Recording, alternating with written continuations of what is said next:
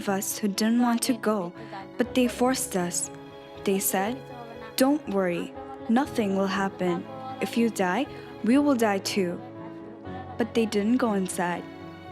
They made us start work and then left. I was scared, but there was nothing I could do. If I stopped working, the line would stop, and I would be in trouble. Donc la veille de l'effondrement, le 23 avril 2013, les travailleuses, voyant apparaître des fissures importantes sur le mur, ont fait évacuer le bâtiment.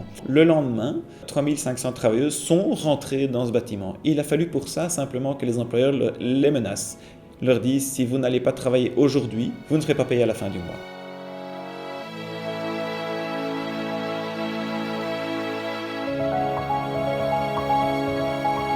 Toutes ces marques vont chercher au Bangladesh les prix les plus bas du marché.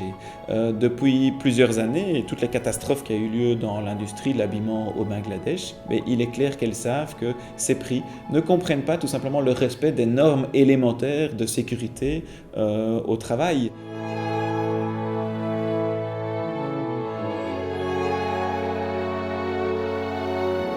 Pour identifier les marques clientes du Rana Plaza, nos collègues américains ont mis 2-3 heures tout simplement. Ils ont été recherchés dans les registres d'importation aux États-Unis qui sont rendus publics la liste des entreprises qui s'approvisionnaient effectivement dans une des 5 usines hébergées dans le Rana Plaza.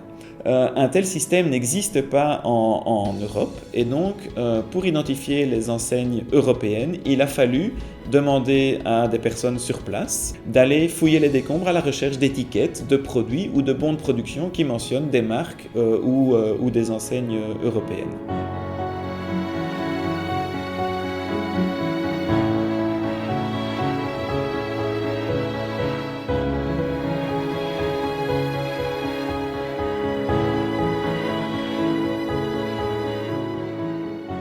আমি তারপরে ভিতরে যে সাইটে যে একটা বিল্ডিং ছিল সেই বিল্ডিং দিয়ে আমি ভিতরে গেলাম তখন ভিতর থেকে শোনা যাচ্ছে যে কান্নার শব্দ বাঁচাও বাঁচাও চিৎকারের শব্দ তারপর ওখান থেকে যেটা মানে তখন এত লোক ছিল তারপর চলে আসি তারপরে ওখানে যে কিছু লোকে করেছিল ভিতর থেকে আসতেছিল এবং ইটগুলো সরাইতেছিল তো হাতে করে একটা জামা কাপড় নিয়ে আসে আমি ওইটা একটা লেবেল নিয়ে আসলাম যেটা ছিল ক্যারি করে And Roy Babu said, "This is the logo that I found at the bubble, which just clearly says it is the Kafur were sourcing from this factory."